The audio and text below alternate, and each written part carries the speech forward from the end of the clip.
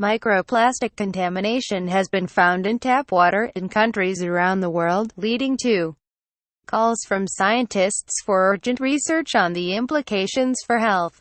Scores of tap water samples from more than a dozen nations were analyzed by scientists for an investigation by Orb Media, who shared the findings with The Guardian. Overall, 83% of the samples were contaminated with plastic fibers. The U.S. had the highest contamination rate, at 94%, with plastic fibers found in tap water sampled at sites including Congress buildings, the U.S. Environmental Protection Agency's headquarters, and Trump Tower in New York. Lebanon and India had the next highest rates.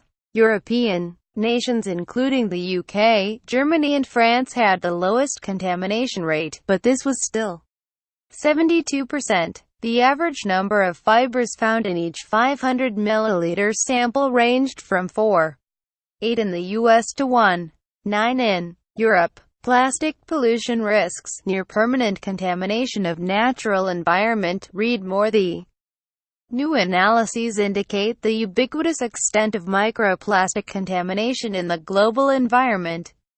Previous work has been largely focused on plastic pollution in the oceans, which suggests people are eating microplastics via contaminated seafood. We have enough data from looking at wildlife and the impacts that it's having on wildlife to be concerned, said Dr. Sherry Mason, a microplastic expert at the State University of New York in Fredonia, who supervised the analyses for Orb.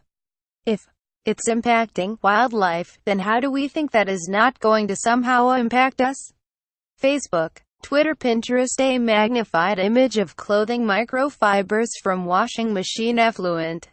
One study found that a fleece jacket can shed as many as 250,000 fibers per wash. Photographed courtesy of Rosalia Project. A separate small study in the Republic of Ireland released in June also found microplastic contamination in a handful of tap water and well samples.